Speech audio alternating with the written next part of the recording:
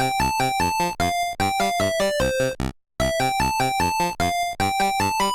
everyone, welcome back to another episode of the Retro Gamers Podcast, episode number 392. Larry here.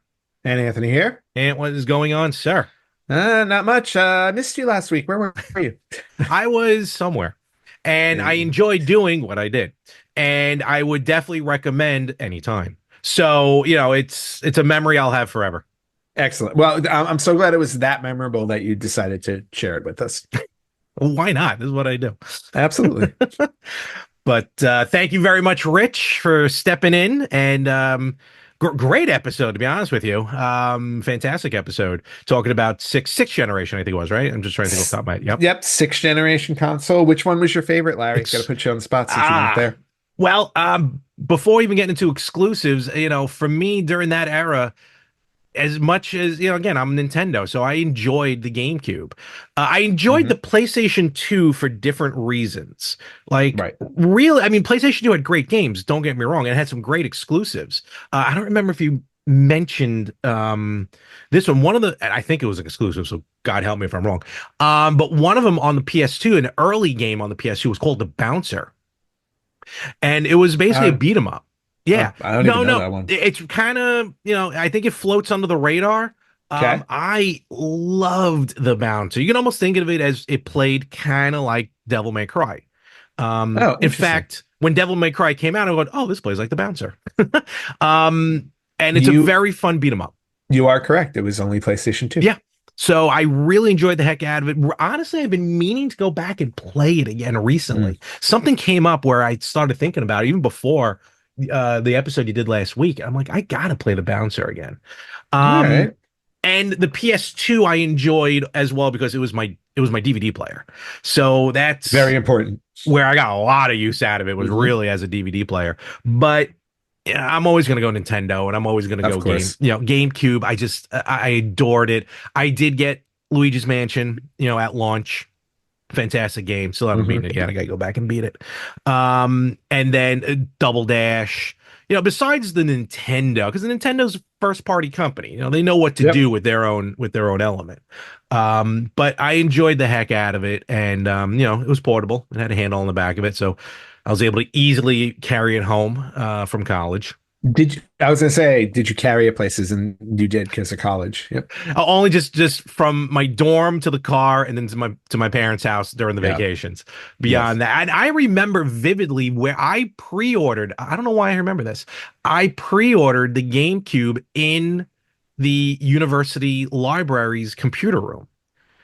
Oh wow! Okay. Yeah, the library had this big computer center, not a room, but a center, and actually, my girlfriend at the time was working there, and she's like, "What are you doing? What are you doing here?" I'm like, "I gotta buy something." And even back in the day, it's like, "Buy something on the internet." What? And it wasn't that new, but and I remember going online and I pre-ordered it. I'm going to assume GameStop, or probably Electronics Boutique, whatever it was. I didn't really hit Amazon until much later. EB was still around. So so definitely GameCube for me, and I think it also had the better.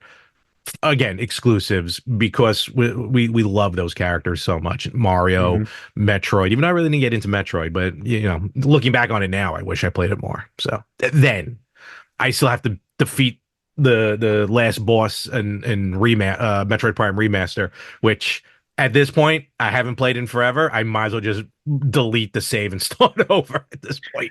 Yeah, well, I think once you cross a certain threshold with a game, it's like you just have to start over. You can't just be like, oh yeah, I'll just pick it up right at the end as if I remember everything that went on. Nothing at all. Or even how to play it. No, totally. Forget about remembering how to fire and use the character. But you're picking up on the last level of the game, which you spent months.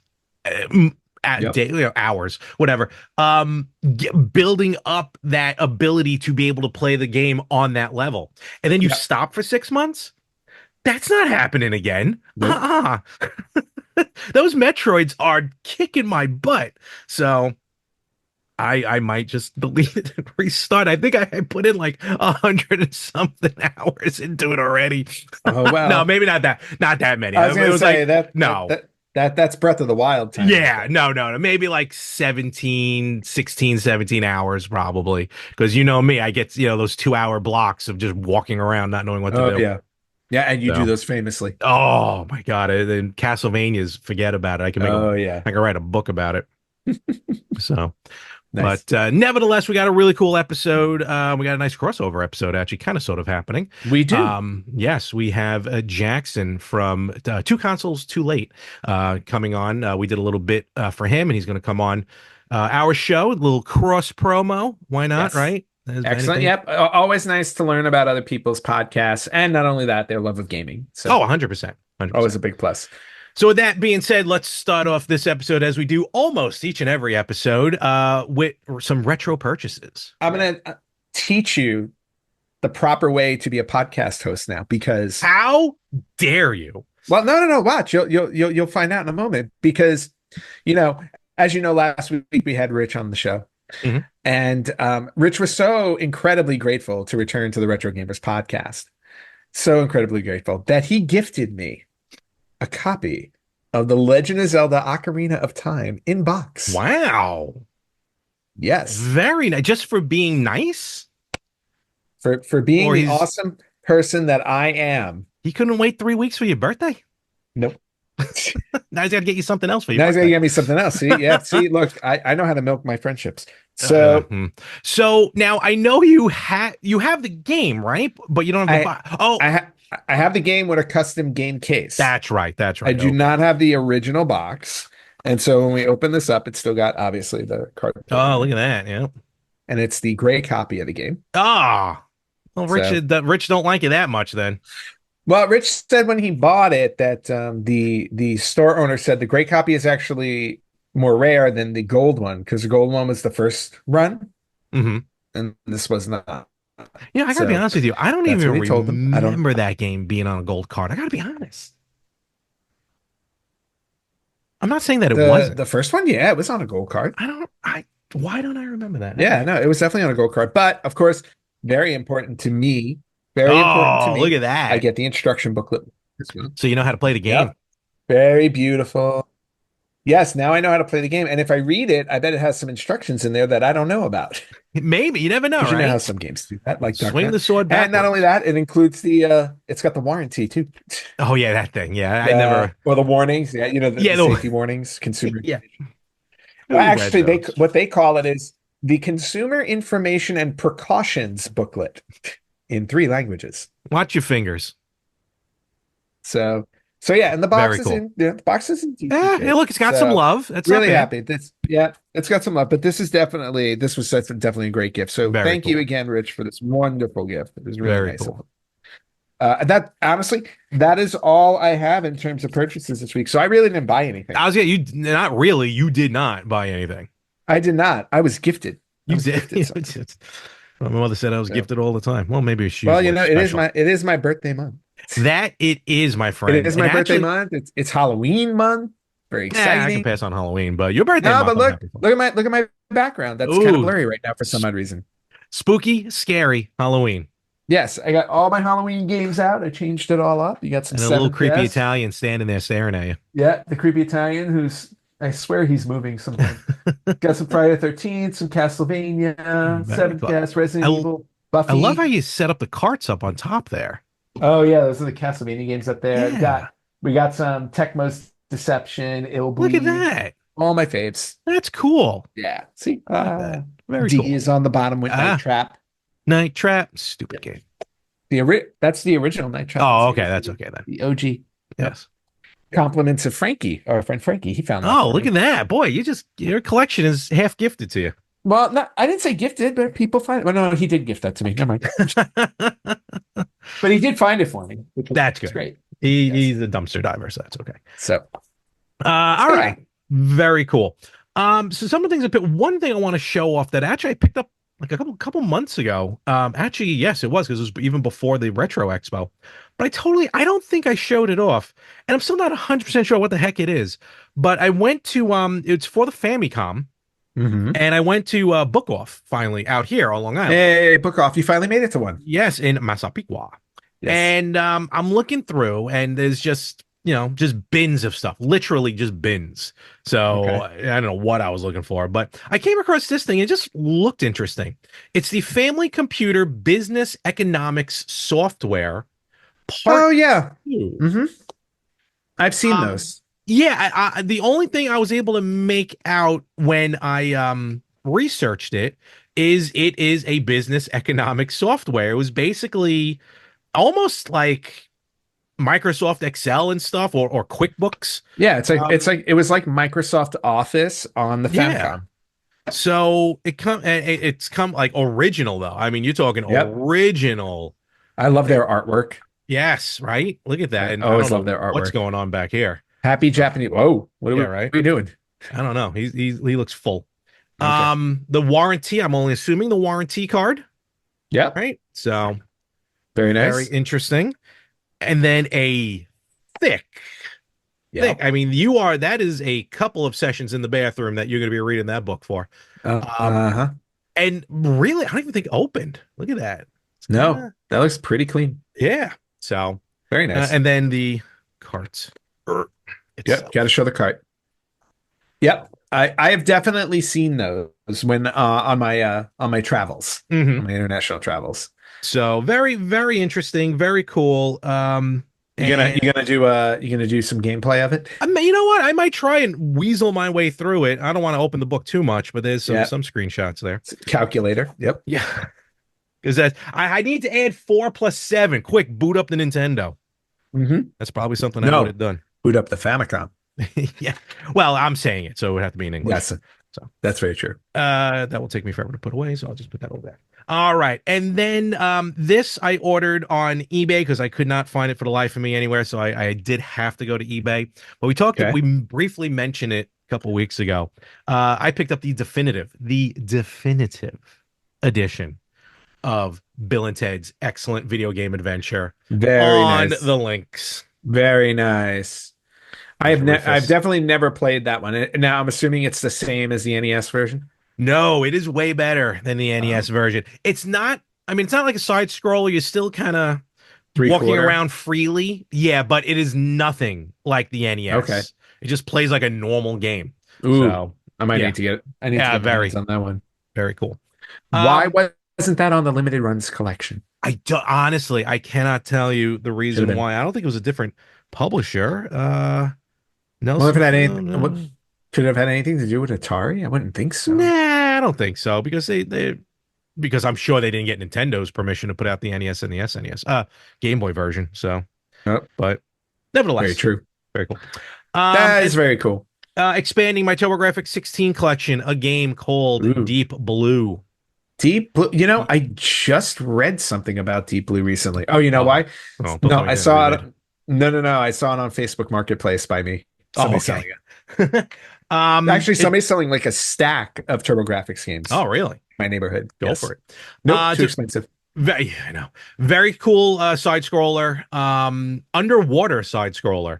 Mm. And what's weird is the screen is very clean, meaning the only thing that's on there for for a HUD display is the score. Hmm. That's it. It was very odd, like nothing else that you're used to seeing usually in a shoot 'em up. So Okay. the game itself really does fill up the screen, which is pretty cool. Nice. And then a couple of Game Gear games that I picked up. One is called The Lucky Dime. Oh my God, I need glasses. What is that? Hmm. I want to get this right. Okay, yeah. The Lucky Dime Caper featuring Donald Duck. Very nice. So a little bit of a DuckTales type spinoff. Very cool. And then this, which when I played it and I saw it, what was on it, I was like, whoa, this is pretty cool. Small World. First of all, Shinobi on the Game Shinobi. Gear. Oh my God, an Nice. amazing version of Shinobi on the Game Gear. But when I popped it in, and because of the analog, right? You have the Hmm. analog pocket and then the adapter, and then the game goes up. So the game sits like that high up off out of the system. Of Whatever. course. So I'm seeing the back of it, and what do I see on the back of it? I'm afraid to ask.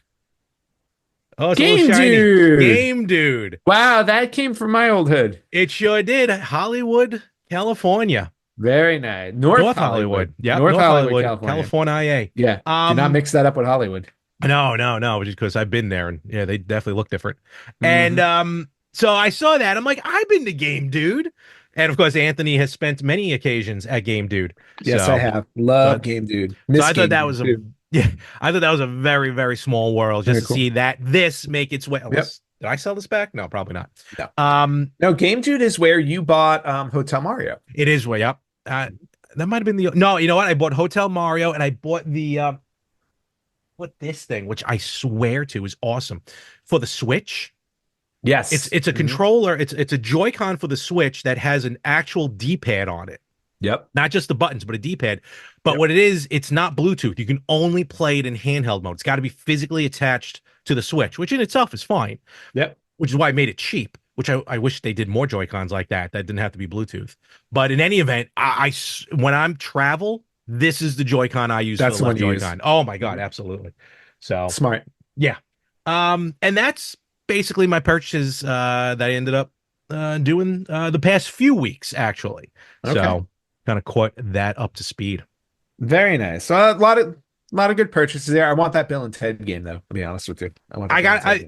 I just the fact that I booted it up and I was able to move up and down left and right as opposed to like northeast, southeast. Yes. You know what I mean? All right. I didn't spend too, like I basically booted it up to make sure it worked, and it did. So, but I'm definitely gonna give more time to it. But yeah, from the videos that I've seen of it, oh my God, way better than the Game Boy version's cool. Game Boy version, all three versions are completely separate of each other as far as gameplay, which is weird. You don't see that often. So, but yeah, definitely worth it with the links. I have a couple other kind of, I'm not going to say holy grails right now. You know what? What do you have a holy grail right now that's out there that even if it's way out of your league expensive? Way out. No, I think my current holy grail, which isn't a super holy grail though. I still don't think I have Shining Force CD. Okay, that's a CD. That's a tough one to come across. CD, the Sega CD one, because there were so many opportunities where I did not pull the trigger, and it just keeps going up in price, and now I'm like, it just hurts more and more every time I look at it. Well, that's what's fun about the Holy Grail. You know what I mean? The Holy Grail is the one you're like, you know what? All right, Christmas came and gone. I got some money. I'll pull the trigger on this one. That was me with Shining Force 3. Yep. Yeah, although I could go back to J Street Video Games over here in my neighborhood that has a copy of, I think it's Legend of Zelda Majora's Mask going for $8,000. 8 G's. Wow. 8, does it come with an actual Majora's Mask? No, it was apparently like a not for resale version that was done. Oh, yes. An incredibly like it was super, super rare to get it. Probably came packed with a system then. It came packed with a system or it was like packed with something specific. Like I don't know if it was a console or not, but whatever it was. I guess not a lot of them are made since like this literally it was just the cartridge going for $8,000. Yeah, and there is a huge market for not for resale of anything.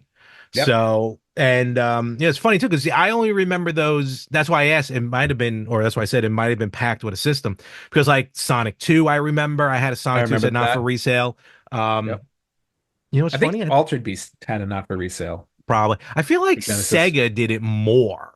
I think Sega did it more. Yeah, for sure. I don't remember a lot of Nintendo ones that said not for resale. That's also, but also to be fair, the not for resale kind of more came out might have come out when I think like Funko Land and all them started popping up, where it was high time to resale, and apparently that it's almost like a certain website where people are going, all the photos and pictures on this website are copyright of mine and mine alone. It's like, no. I hate to tell you, but people are going to screen grab and they're able to save it. Maybe not share it, but save it. Well, see, now I'm curious, like what games had not for resale cards? There was a lot of Pokemon had them. Do you have a list there though? I have a list. I just did a quick search, but I have a list for N64 only, and there are way more than I thought. Really? I am shocked by this. Okay, what are some of the... So not for resale carts on the N64. I'm going to go through them really quickly, and they have rarity levels between a 6 and a 10. Oh, Jesus. For rarity. 1080 snowboarding, Banjo-Kazooie, Banjo-Tooie, Diddy Kong Racing, Donkey Kong 64, which was just a special 3-level demo of the game. Interesting. Excite by 64, also a demo. GoldenEye 007, Jet Force Gemini, which was a demo. Legend of Zelda Majora's Mask, and then another Legend of Zelda Majora's Mask, which is the one I saw in the store, which came in a gray cartridge and was just a demo of the game with save states and beta content. Ooh, that is the only rarity. That's the only 10 on the rarity scale here. Ocarina of Time, Mario Kart 64, Mario Party 2 and 3, Mario Tennis, Perfect Dark, Pokemon Snap, 2 different versions. Yeah. Pokemon Stadium and Stadium 2, Star Fox 64, Star Wars Episode 1 Racer, Star Wars Rogue Squadron, Super Mario 64, Turok 2 Seeds of Evil, 2 different versions, and Yoshi's Story. All had a not for resale bar on them. Oh, you know what? The Yoshi Story I'm aware of, because that was more international version. Yeah, that was Japanese. It had a different label. What's the Super Mario one? Isn't that crazy? That's a lot. That is, and I don't remember. Oh, and there were a few that had a back sticker that said not for resale. Oh, that's interesting. So Diddy Kong Racing, Donkey Kong 64, the yellow cartridge, Ocarina of Time gold cartridge, Mario Party, Super Smash Brothers, Wayne Gretzky's 3D Hockey, WWF Warzone, and WWF WrestleMania 2000. All had not for resale on the back. Well, I know 2 games. Might have to add to your collection. That have those special back. You're trying to purchase all the wrestling games. All the wrestling games. Yeah, that's interesting. I don't know if I'm gonna. Those might be tough. Yeah. But anyway, like that was actually interesting. And to your point, I didn't think Nintendo did that much of it, but they definitely did for the N64. So we have a guest on this week. We're gonna move on to that. And before we have Jackson join us, his podcast is really interesting. It's called Two Consoles Too Late, and it made me think just off the top of my head. And I wanted to ask you this, Larry, before he comes on and we talk to him. What consoles did you get that were too late? I've definitely bought consoles like past the launch date, but if we're talking about ones that we bought like decades later, basically, for me, the only one I can think of is gonna be the Saturn. Never owned a Saturn before. And it wasn't until maybe a couple of years ago, during the pandemic, maybe shortly after we came out of the pandemic, is when I picked up the Saturn. And it had to be within the last year, because I definitely bought the Saturn when I moved up here to this apartment. I didn't have it downstairs. And I'm very grateful to own it. I don't know what games to look for on it, because they're all wicked expensive, and and then the ones that are usually available are all sports, which I don't think I got any sports games actually for it. No, you don't have any sports games? That might be a lie. No sports games. There you go. Yeah, 2 kittens too late. Oh my God. Size of 2 kittens. Yes. So for me, Saturn. All right, Saturn. Yeah, mine, the 2 that come to mind are more recent ones when I started to kind of drift off on certain things. But the Nintendo Wii, I have famously talked about how late I got that thing. Yeah. So that was the one where I really can't understand. Like, I always bought a Nintendo. But there was just something about the Wii that, again, I was in the major minority on that. You very much, yeah. I really was. I waited hours online to get one. Yeah, no, I definitely did not want a Wii. And I remember when it was sold out at the time, and I was like, ooh, maybe I should have gotten one. And I'm like, nope, I'm good. And you know what? and I was good. I was perfectly fine. I was perfectly fine without one. I do have it in my collection now, but the Wii is one of them. And then last but not least, my only other one would be the PlayStation 3. So yeah, and I don't think you missed out too much. I mean, the Wii had a lot of good, I wouldn't say a lot, but some good games on it. For me, it was more the virtual console that I really loved about it. Yep. Was really the first time to get that. But so very cool. And yeah, we're definitely going to deep dive a little more into that as we bring Jackson on from Two Consoles Too Late. All right, Ant, where can they find us? All right, you guys can find us on Facebook.com/RetroGamersPodcast, on Instagram @RetroGamersPodcast, on Twitter @RetroGamersPod. You can listen to us wherever you listen to podcasts. You can watch us on YouTube and Spotify @RetroGamersPodcast, or you can email us at email@theretrogamers.com. Welcome back, everybody, and we have a special guest with us today. Please say hello to Jackson from podcast Two Consoles Too Late. Jackson, welcome to the show. Thanks for having me, guys. Thank you. Great to be here. Thank you for having us on your show a couple weeks ago. We were really happy to be there.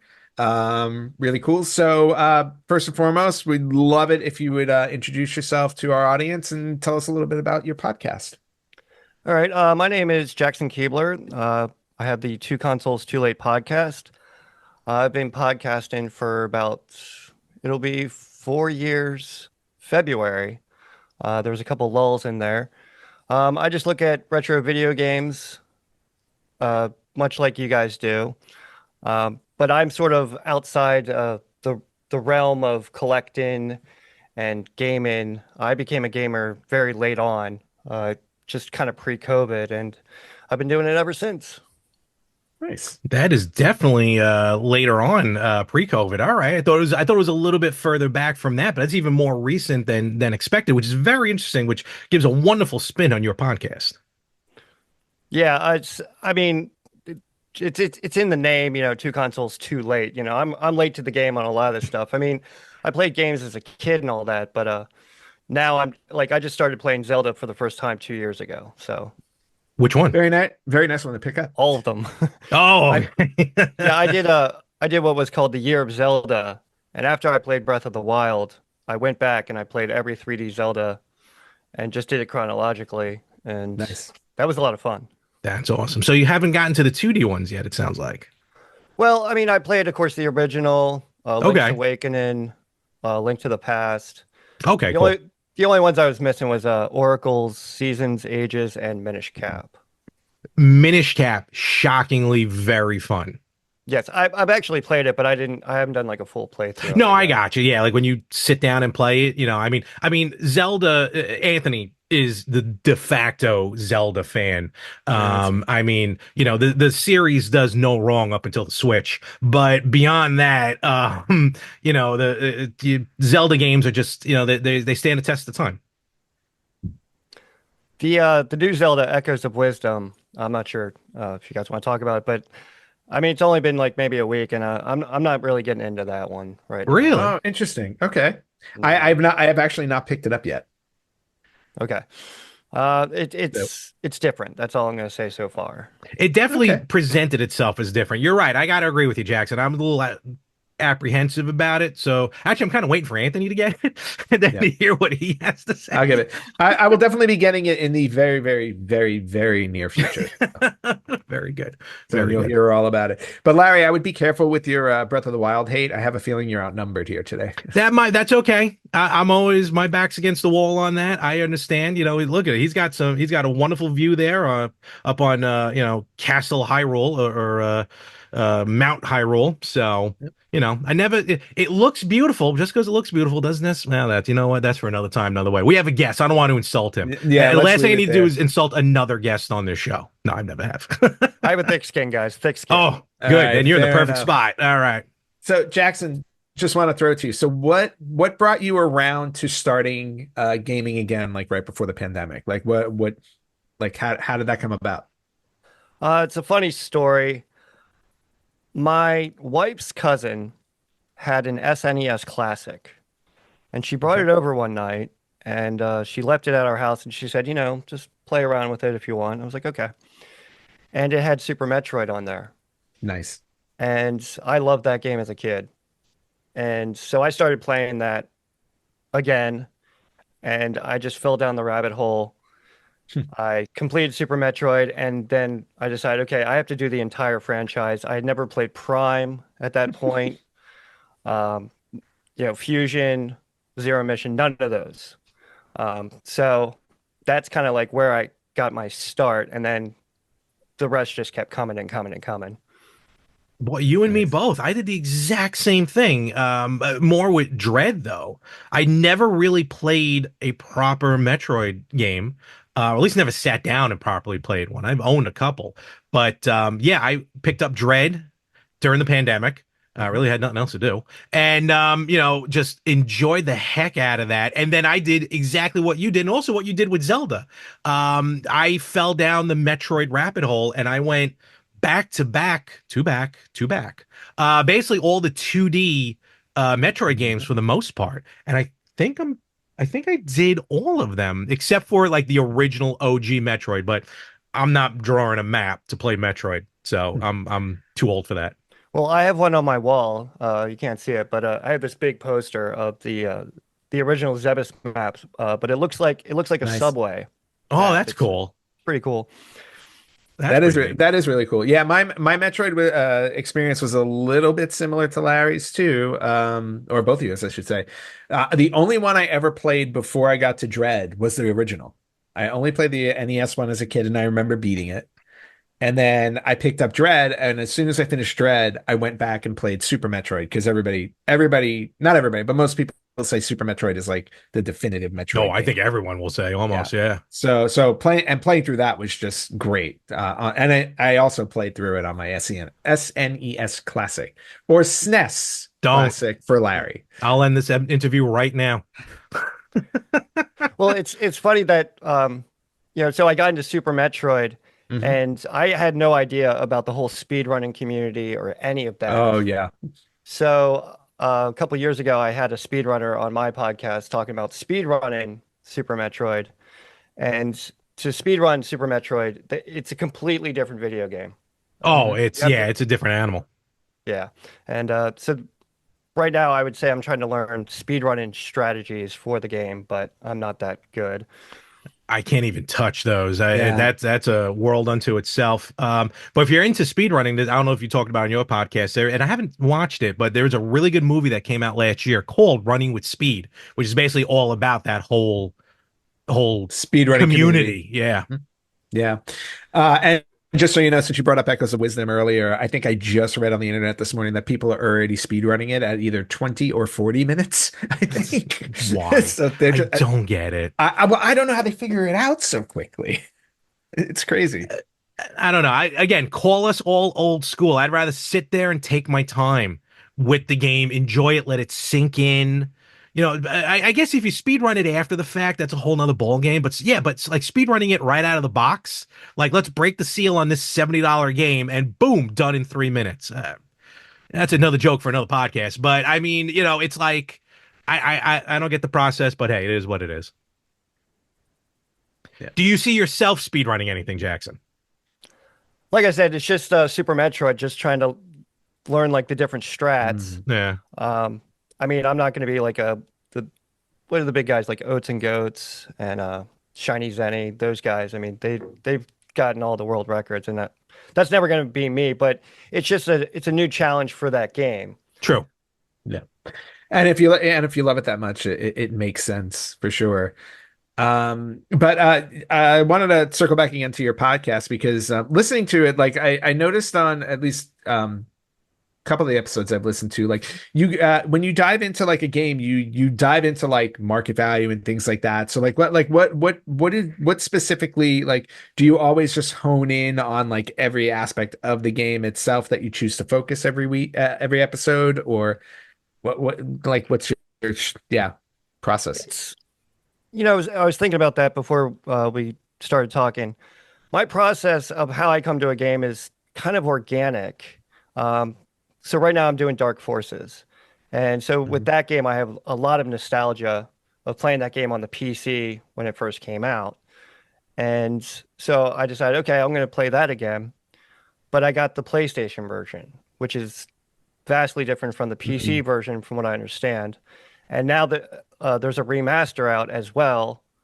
So the game's always kind of been on my radar. So for a game like Dark Forces, it's purely nostalgia. And that's kind of what I'm focusing on. A game like that's not going to have any market value. But how I come to a game is just either nostalgia or like it comes across my social media. I just did an episode about a homebrew game called Courier.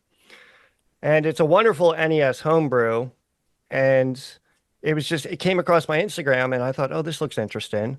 And I played it, and it played a lot like another game on the SNES, Shadowrun. Oh, okay. Yeah.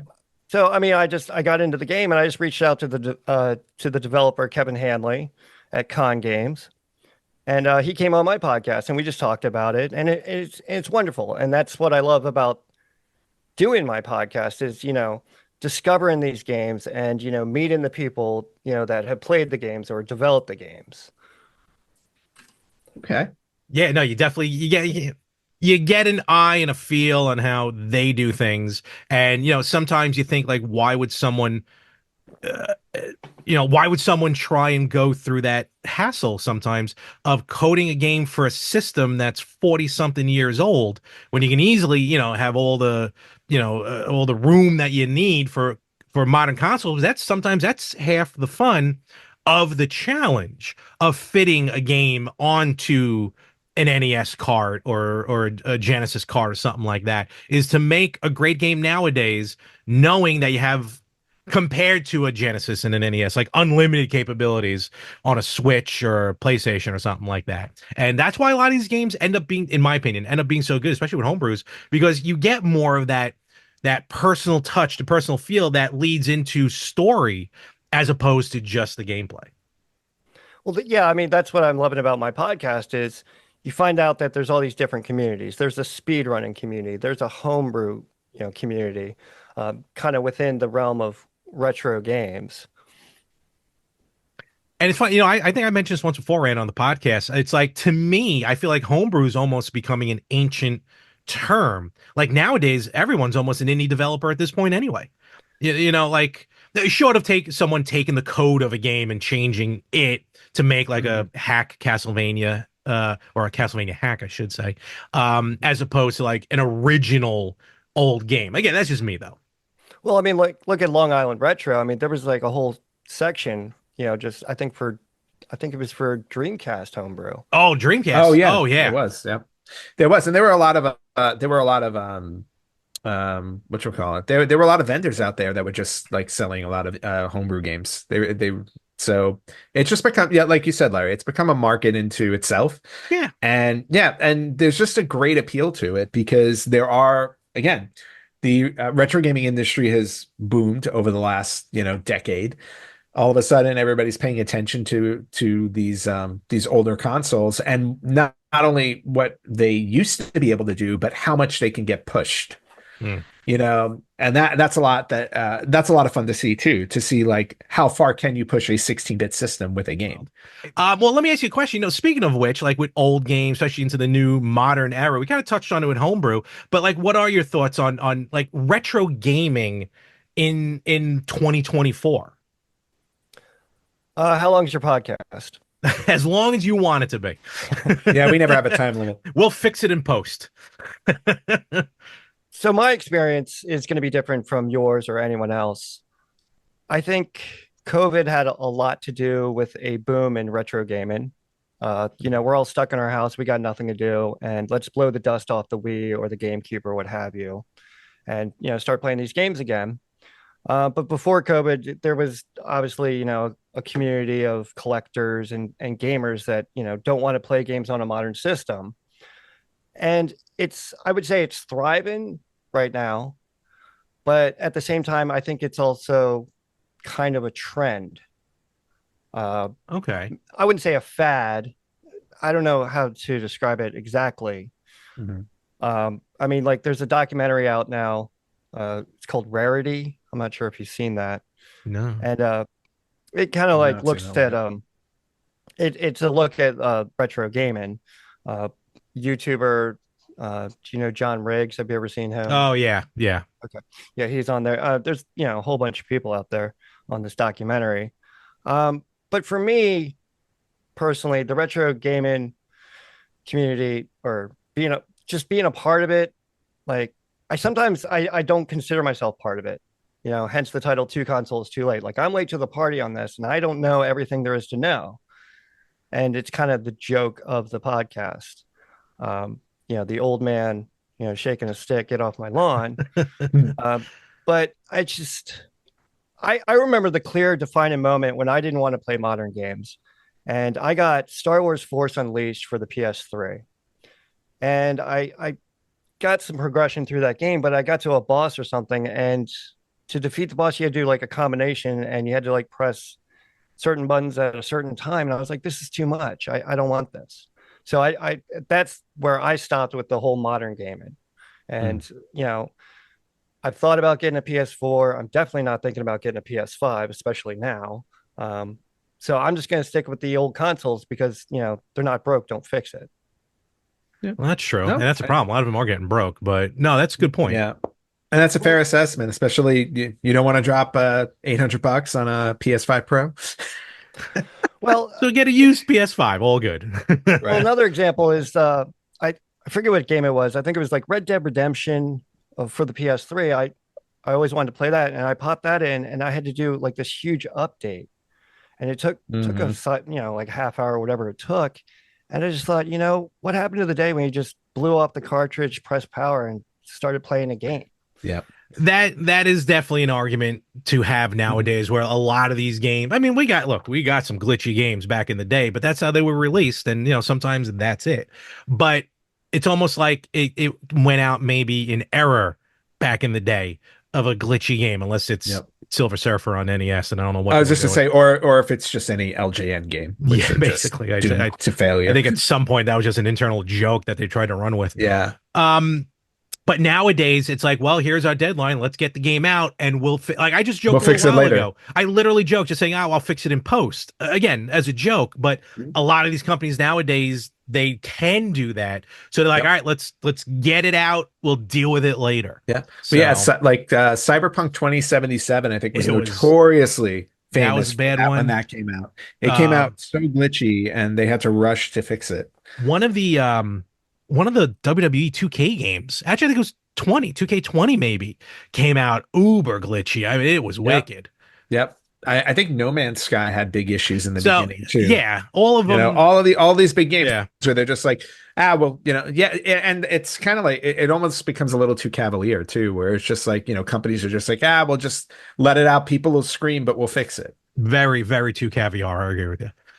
So Jackson, let me ask you then, with that being said, which would you prefer then? And this is an age-old argument that me and Anthony will have until the end of time, physical or digital?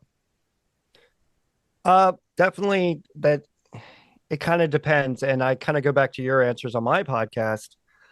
Certain things I want to get my hands on. And, we're from a generation that going to Toys R Us or wherever you went and bought your games, that was an event. That's what you look forward to. Going, getting the game, getting in the car, opening it up. Hopefully you didn't rip the box, and hopefully you kept it. Read in the manual. Right. That was an event. And to me, that I still kind of have that quote unquote, I don't know, childhood innocence almost. Some things I just want to go and get my hands on.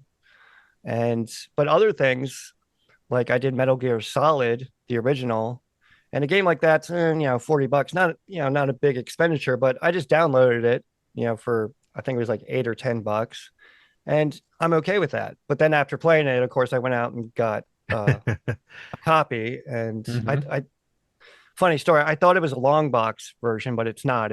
It's the one that got packed in with the Metal Gear Essentials collection for PS2.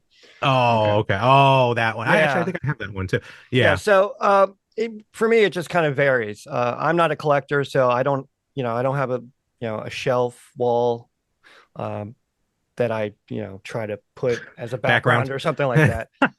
Hey, wait a minute. What are you trying to get at? That's fair. But like going back to like what you were saying on my podcast, it's just don't have the room. If I had the room and the money, sure, maybe, but right now, no. I don't want to start collecting physical things. And I have to start thinking about, my son, we are immortal. Day's going to come, and this stuff, am I going to pass this down? I don't think my son would want, a room full of video games and consoles. Like, thanks, Dad. What am I going to do with this stuff? So that's kind of where I'm at with, physical versus digital. Some things I want it in my hand, but some things, the convenience of just clicking the download button, I'll just do that. Yeah. He really summed up both of us, Ant, for the most part. Yeah, kind of. That's the best of both. Minus the who we're passing it on to, since neither of us have kids. Yeah, that's true. Yeah, I'm being buried with everything. Viking funeral. Another thing, when you look at these digital downloads, you don't own the game. So okay, and this is thank you. This is my point of contention. Nope, Larry, you're out. No, sorry. This is my point of contention because and not just Anthony, but a lot of people have this go-to. And yes, I know for the regular listeners who've heard us argue this over and over again, guess what? Here we are again. Yes, okay, it is a license. I get that. It is a total license. But no video game has ever just blankly disappeared from my collection. Going all the way back to when I started buying digitally on the Wii, probably was the first one I started doing it with. Not yet. It's been like 20 years. I still have access to X-Men, and I still have access to The Simpsons, and I could play those games unplugged from the internet. So now that's as much as it's there. That's never going to happen. I'm telling you right now, it's not going to happen. The games, when I digitally buy a game, I am buying the game in my head, but none of them have ever gone anywhere. No one's going to come in with the magic hand like in Zelda 1, in the dungeons. Oh, man. I so hope after we're done recording, you turn on your Switch and find like one game missing. Never. It's not going to happen. Licenses have been lost. Games have been pulled from the markets, and I am still playing all of them. So to me, the license thing, I'm sorry, Jack, to me, the license argument doesn't hold much weight. But again, that's me. Go ahead, Jackson. So I just finished John Romero's autobiography, That Doom Guy. Mm-hmm. Have you guys read it? No, I haven't come across it yet. No. All right, highly recommend it. But towards the end of the book, he bought a house in California, and they had like some torrential storms, and they got flooded. And John Romero pretty much kept everything, that he ever did, basically.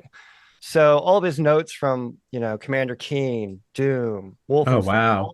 He kept all that stuff in boxes. And when his house got flooded, the first thing he was worried about was, oh my God, all my stuff is going to be ruined, because he donated a lot of that stuff to the Strong Museum, video game museum in Rochester. Mm-hmm. Nice. So I think there is something to be said about, game preservation.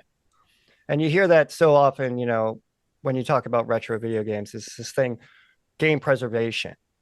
And my mother, she was an archivist for the Smithsonian. And oh, wow. She worked with the Duke Ellington collection. And, growing up, she always told me, you should, like I was into punk rock music. And she said, you should keep like the posters and all the CDs that you buy, because, that's history. It's going to be history one day. You don't know it now, but someday the stuff is going to have a value, not monetary, but just a value of experience and knowledge. Yeah. And you're absolutely right, because here we are in 2024, and a majority of, especially when we're talking about retro video gaming. I mean, Larry and I can both attest to this. Like when we started doing the podcast, the first thing we were gravitating towards was going back and trying to get a hold of a lot of the games we played as kids. Yeah. I mean, you could see that behind him, and you could see a little bit of it behind me, but and that's because we did not think about preservation, or our parents didn't think about preservation. And here we are now trying to go back and grab them. And now, things are rare, things are super expensive and maybe out of our reach and stuff. And yeah, there's definitely something important to the aspect of game preservation for sure. And on the flip side, game preservation, music preservation, movie preservation, anything like that, that's where, again, digital can come into play, because, and this is not, I said it before, it's not a sob story. Life happens is what happened. I had a lot of basically my entire video game collection was in my parents' basement, and then in Brooklyn, New York, and here comes Hurricane Sandy, and 8 feet of water in a 9-foot basement, ain't nothing survived. So I lost a lot of that stuff. Whereas, God forbid, something like that happened here, and I lose a system, I can buy a new system. And for the most part, this is where physical and digital is going to come in together at the same time, because there's a lot of games that are out of print that you can't find anywhere. So whether it's unfindable physically, astronomical in price physically, or no longer on a marketplace digitally, you lost the game no matter what. Sometimes that's going to happen, physical or digital. So, the preservation can go either way on that one as well. Just leaning towards the physical versus digital. That's why with limited run, a lot of times they put out these game collections Mhm. that sometimes are really cool, like the Jurassic Park collection and stuff like that. And then you're like, why are they putting out Plumbers Don't Wear Ties? Why would they put out one of the worst games, marketing and everyone, just one of the worst games ever to be made? But then they were like, it's preservation. Yeah, you got to have the best game in the series. You got to have the worst game. So you know what I mean. So again, leaning towards both sides of the train tracks. Yeah, and I used to work for Goodwill, and to see the things that people would donate was astonishing. You see so many, Call of Duties and what have you. All your common games, you see them all the time, but then you would get a sealed Pokemon Emerald and be like, who would give this away? Because obviously they didn't know what it was worth. Yeah. Yeah. And to touch on that a little bit too, I think a week and a half ago, there are a couple of guys that we've had on the show before, John and Jonathan, and they do Jonathan runs eCapital Recycling, which electronics recycling here in upstate New York. I went to one of their events, a week and a half ago, and I was there for like a couple of hours, and to just see what people were just bringing and dropping off just to get it recycled. I mean, somebody dropped off a television from like the 50s or 60s, or like and wood grain TVs. They must have gotten 4 or 5 Xbox 360s while I was there. Like, dude, it just, tons of DVDs, tons of just everything you can think of electronically. People were just getting rid of stereo systems, like those huge stereo systems that you remember from like the 80s. Yep.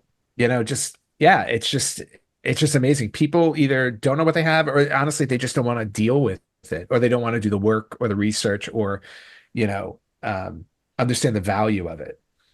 What do you think an estate sale is all about? Yeah. But Jackson, really awesome to have you on the show.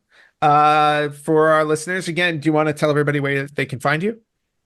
Certainly. You can find my podcast at all major podcast platforms, Spotify, Apple, what have you.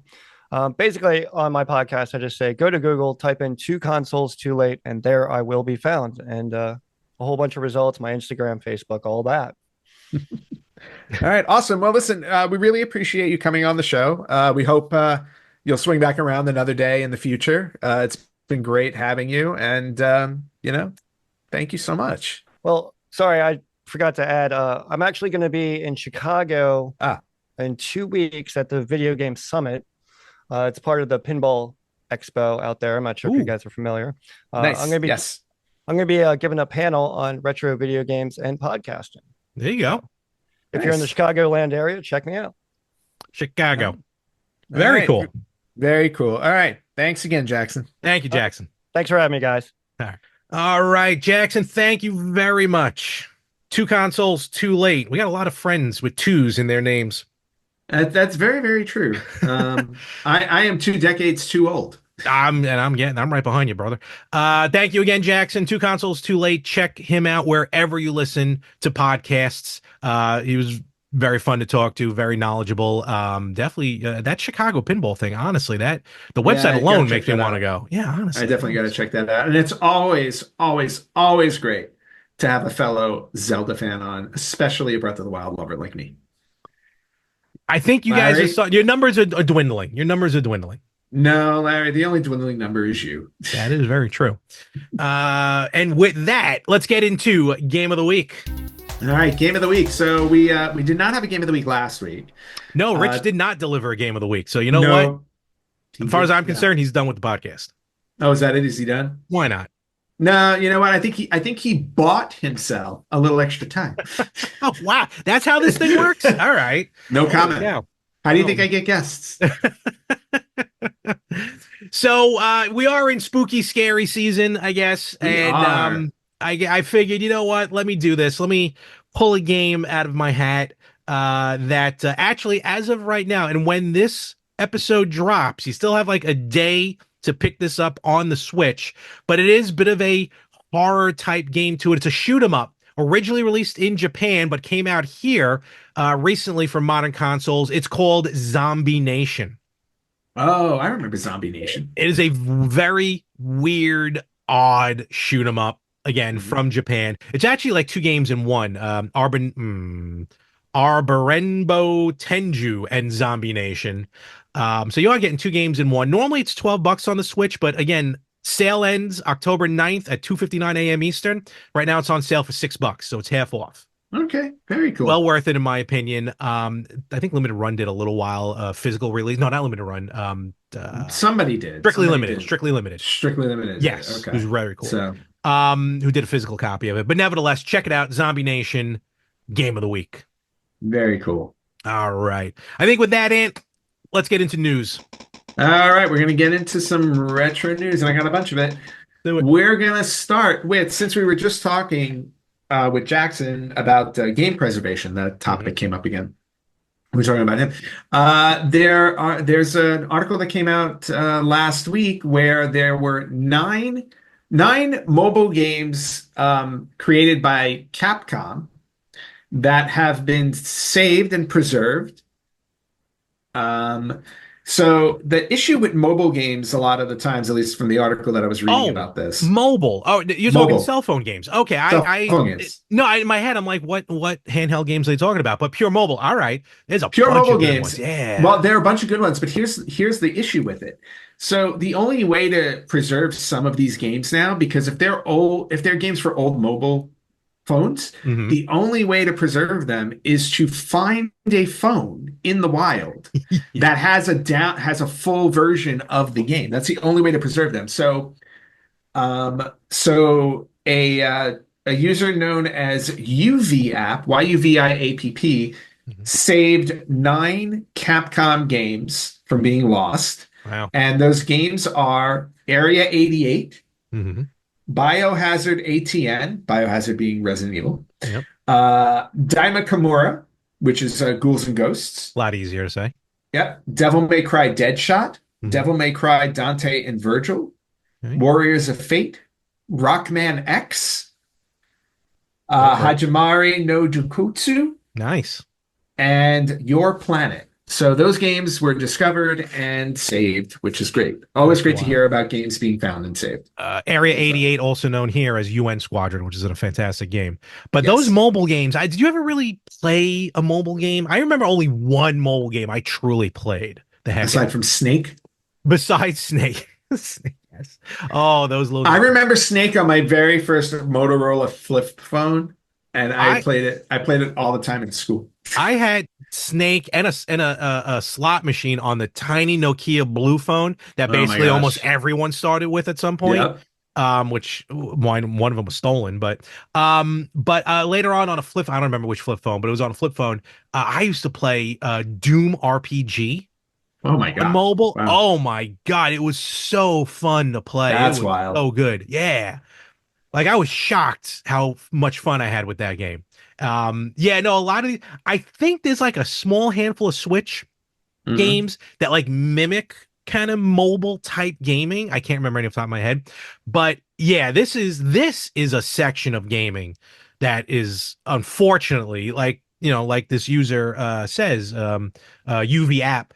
It's tough. It's tough to do. So yeah. It definitely is. So yeah, but it's great that at least people are making the attempt. They're going out there and they're making the attempt to make things, which is great. So awesome job, UV app, saving those 9 games. Another thing we just talked to Jackson about, because he was talking about speedrunning Super Metroid, learning strategies and stuff like that.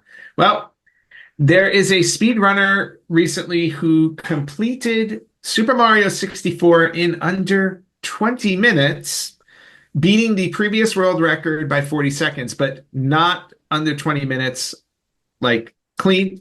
He did it blindfolded. What? Are these people that bored? I mean, I have so much stuff to do in my life to be like, you know what? Let me try this. Oh, let me try blindfolded. And the speedrunner's name is Bubsia.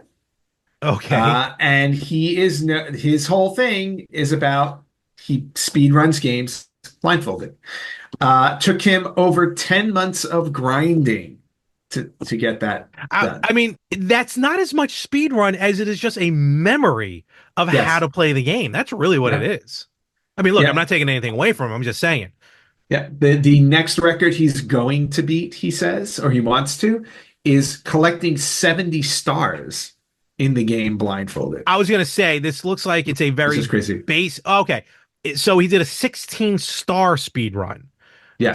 Yeah. So not necessarily completing the game, but at least 16 stars, which I don't think is the minimum, is it? What's the minimum? No, I think you need like 50 or 60. Yeah. But I think this might have been a speed run in terms of the totally. You know how you can like how you can do shortcuts and of course, absolutely. So that's how this was done. So just but just again, absolutely. I'm more impressed crazy. He did it from memory than anything else. But yeah, I wish I had the time. So good on you, Bubsy. That is really awesome. Okay. Moving on to other stuff like shopping. Playcase. There's this item called Playcase, which turns your iPhone into a game console. Oh, what? Yeah. So basically, it's a phone case that has. It's basically a controller, and when you unfold it, it's a controller for your iPhone. Look at this thing. Yep. Oh my God. And especially since the iPhone has now been getting emulators on it, they've opened up to emulators. This is a perfect item for you. Look at this. And it's starting at $50. That's not bad. Yeah. So it's a little controller that you put, that you can just play with. And the cool thing about it is that if you look at it, it looks like you take the pieces apart and you can like kind of store them on the back. Like the D-pad and the buttons, and then I think you just bring them around to the front and then open the case up. You're basically like putting it back together. It's really fun. Wild. Now I'm just curious, and I'm just curious. I wonder if it's more like the controllers are pressing the screen properly, or if it's like you actually plug it in. But that's something for me to look into. But nevertheless, this is wild. Yeah, you're gonna have to look into that. Oh no, there's trigger buttons on the back. It wouldn't surprise me if it's just pressing what's on the. I don't know. Yeah, I think no. I think I think it's pressing what's on the phone. Yeah, right. It's like a pass through to the screen, but I don't know. Well, yeah. Nevertheless. Yep. You're gonna have to do a little a deeper dive. In terms of the LNR buttons. Very cool. So anyway, Playcase, Larry will show it off next week after he buys it. I got my back. So we also talked about that. It's funny. A lot of the stuff that's in the news this week, we actually discussed on this episode, which we did not plan, which is kind of fun. We brought up Hotel Mario earlier. Mm-hmm. So somebody is doing a fan-made upgrade of Hotel Mario. Okay. So, person's name, Tiniest Turtles, 2 words, Tiniest and Turtles, has put a considerable amount of time into doing just an upgrade of the reviled Hotel Mario game for the Philips CDI. So if you can check it out, they've posted it on X. They posted video on X to show you what the upgraded version looks like. Wow. If you've never seen the original video for Hotel Mario, it's pretty bad. I don't know. I mean, the animation is terrible. Animation is, I mean, again, it's CDI quality. Right. So just seeing the upgrade of it is it's really kind of cool. So this person's trying to make it look semi-decent. So just waiting for the cease and desist. I'm sure he is.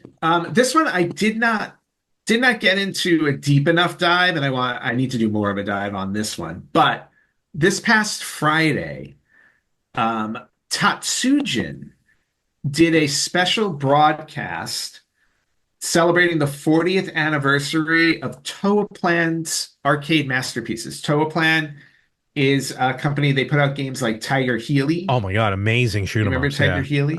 Yeah, I got it. Yeah. Tiger Healy, Slap Fight, Truxton, Zero Wing, Batsugan. Classics. They've done a bunch of stuff. And so this past Friday, they did a what did I just say? They did a 40th anniversary. To celebrate the 40th anniversary. what I was trying to figure out before we started recording was what is going to entail in this 40th anniversary, because it looks like they're going to be re-releasing all of these titles again. They kind of have anyway. Actually, there's like a upgraded version of Tiger Heli that I'm waiting for it to go on sale. That is just looks beautiful. Is that how you say it? Is it Heli? I always say Healy. I say Heli, like helicopter. Yeah, see, and I say Healy. I don't know why. You say helicopter? I have no, but I've always called it Tiger Healy. You also say melee, and it bugged me when you said melee. It. Oh, I'm sorry. Yeah, you say melee. It's melee. I say melee. Let's call the whole thing off. Yes, that's it. Melee, Tiger Healy, SNES, NES. Let's reach right through the screen. Bros. Ugh. We're going all the way through it. Anyway, bros, you're on my side with. Yeah, for those of you out there who like the Toaplan arcade games, check out the 40th anniversary page, which they have at toa40th.com, TOA40th.com, to find out more information on how they plan on celebrating their 40th anniversary. Wow, look at this. Toaplan has great, one, maybe two, I might even dare say three collections on the Evercade. Yes. Oh, they have been putting out collections and stuff like that, but now they're, I don't know, there's something going on for the 40th. I hope so. All right. This one's really cool. This is something I would love for you to buy just so I can laugh at you, but I'm not going to do it. But French company DAB Motors, DAB Motors, they are producing a very special version of their electric bike, which is inspired by Nintendo's Atomic Purple Game Boy Color. Really? Yes. So it is an e-bike. It costs MSR, whatever it is, standard cost $16,500 to pre-order. Wow. The bodywork on it is that Atomic Purple from the Game Boy Color. It's going to have custom handlebars with Nintendo-style controls. Really? And a screen that mimics the Game Boy Color's LCD display. Oh, that's what you wanted. You want to stare at a screen while you're driving a bike. Hold on. Also, the bike will also include an actual Game Boy Color cartridge, which has been modified to be the starter key for the bike. Kidding me? And wait, if that's not enough, it's going to also include secret cheat codes, one of which will unlock a speed boost on the bike. I swear to God, as you were talking, if we can slow down time, as you started to talk, in my head, I'm like, as soon as you mentioned cheat code, I'm like, oh, was it going to boost or something? That'd be stupid. It's going to boost. Look at this thing. It has a top speed of just over 80 miles per hour. It has a range of 93 miles per battery. That is amazing. They're only making 400 of them. Thank so God. Larry, clear up that credit card because you need to buy yourself. Look at where you put the control. Yeah, yes. you put the cart kind of right in front of you there on the seat. This is amazing. Yep. I just want to see this. I want to see the speed boost thing happen and the person just like fly off the bike. The bike just like zooms up. You're holding on to it. You look like Superman, like you're going through it. Yes. I don't have 30 lives. Holy cow, that's wild. But this just looked really cool all the way around. Oh, total, 100%. Yep. Now, what I love about it too is that it says it's taking inspiration from Nintendo's Game Boy Color. It looks like they're outright stealing it. Well, that's what I mean. Like, this is not a licensed Nintendo product. So no, I'm curious to see how long this sits up before Nintendo comes around with their lawsuits. Well, they've been sending those left and right, so we'll see. They definitely have. I think I had a piece of news about that too. Okay. Yes. So speaking of Nintendo lawsuits, as we'll segue, Nintendo has decided that they are now going to start going after YouTube accounts that show games being emulated. Interesting. Yeah. Now, go ahead. Go ahead. Go ahead. Ask your question. What emulated game? Like what systems being emulated is what I should say. Well, and that's the thing. So the example here is YouTube channel Retro Game Core, who has over 500,000 subscribers. No more. Has received a cease and desist from Nintendo telling him to take down certain videos because the videos were showing emulated Nintendo games like Zelda. And okay.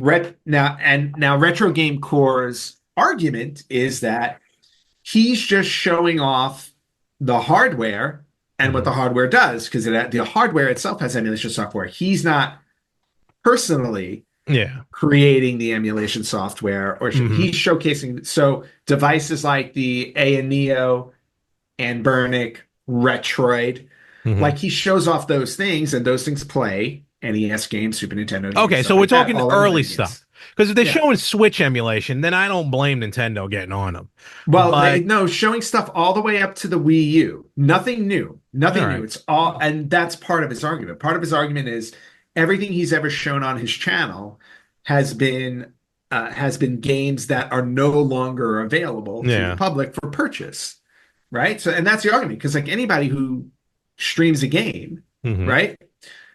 You don't know necessarily what they're playing it on unless they're telling you. Like, it's because he's telling you flat out, like he's showing off, like, I'm showing off the new Retroid. Yeah. And look what it does with emulation software. Yeah. Now Nintendo is starting to go after people who are showcasing that. And I think now maybe we're starting to step a little too far out there. I don't know, but at the same time, look, you know what? We don't own the rights. You know what I mean? No. Like, maybe they just I'm just saying, I'm devil's advocate. Maybe it just feels different, like when it's your property and someone else is using it. I don't know. I don't know. Would it be weird if people were showcasing like new like video software and they're using our show as an example without telling us? Fine. I'll take the publicity. In all honesty, bad publicity is fine by me. Yeah. No, but what I'm saying here is like you would think Nintendo would just be like, okay, this person is showing off our game on a Retroid, right? Yeah. Why wouldn't you just go at Retroid? Why are you going after this person who's showing it off on hardware that he purchased? Probably, maybe. I hear your side. Don't get me wrong. You know what I mean? But maybe because at what, like how many subscribers does he have? 500,000? 500,000. So he's definitely making money off the videos. That's what the problem is, I think. He's making money, and Nintendo's not seeing a dime, which is why Nintendo was so up in arms way back in the day about video game rentals.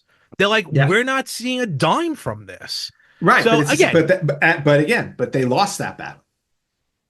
They did, but doesn't mean that they're not going to try and fight. So right, but there's also the company.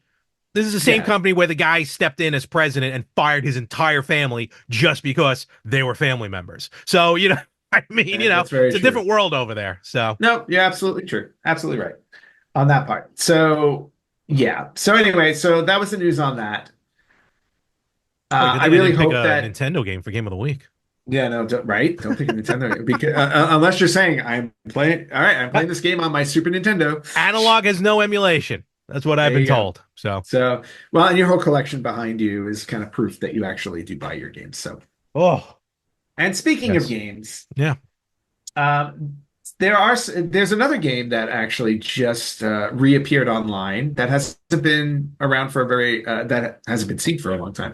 Okay. Footage of the Lost Garfield Sega Channel game emerged online. The game was recovered by the Video Game History Foundation. Thank goodness. They posted a video of like 43 minutes of footage. Oh, wow. Okay. At the Portland Retro Gaming Expo of this game that was released only on the Sega Channel. It's called Garfield Caught in the Act: The Lost Levels. So this was a game that if you had a Sega Channel at the time, you were able to play. It's called Garfield Caught in the Act. The Lost Levels part is added on. But Garfield Caught in the Act was developed by Sega Interactive. It was released on the Sega Channel between at the time you needed to be with Time Warner Cable, I think, to get access to the Sega Channel. I never knew. And did you know anyone with the Sega Channel? No, I don't even remember cable advertising. Like we had Cablevision, and I don't remember Cablevision advertising it. The only time I remember hearing anyone talk about the Sega Channel was Howard Stern. Yes. When he had it installed into his house, and boy, did that cause problems. But I never heard anyone having it, but this is pretty interesting. And this game, apparently Garfield Caught in the Act, was such a large game, they were splitting it into 2 games. And the other game that had this treatment was Sonic 3, which is how we ended up with Sonic and Knuckles. Right. Yes. Yeah, so somebody got really excited about making a Garfield game. And you know what? Again, this leads to our point when we were just talking with Jackson. Even if it's a terrible game, it doesn't mean that it should be lost to the ethos of the internet, or time, I should say. So exactly. Very cool. I'm glad to see that. That's good. All right. Yes. All right. I'm switching back to shopping, things to buy. All right. So if you don't want to buy your game, if you don't have $16,000 for a Game Boy motorcycle, I don't, but I'll probably still order it. Yeah, there are other things that you can purchase. For example, Square Enix recently announced that they are creating die-cast miniatures of the very well-known and famous Sega consoles. So you can get a small die-cast miniature of the Sega Mega Drive, the Sega Saturn, the white version of the Sega Saturn. There's a gray and a white one. Yep. The Sega Dreamcast, as well as the Sega Genesis and the European Dreamcast. Huh. They retail for about $30. They launch in Japan January 25th, 2025. Oh my God, I think I need these. Yeah, these are just amazing looking. Just mini die-cast versions of the consoles. They just look great. They really look cool. Did he say how big they are? I know he said mini, but no, I did not see. I didn't see a size on them. All right. But each one is crafted in great detail and has a heavy, impressive presence. Paperweight. Yeah, so no, that's what it is. They're decorative items. Yeah, but you know, if you see my shelves in the back, I can make some space. Oh, totally. Things. So really cool little things. Moving on to our friends over at Limited Run Games. Oh yes, Limited Run has released a slew of different versions of this game. Now here we are. We're getting another one: Teenage Mutant Ninja Turtles: Shredder's Revenge.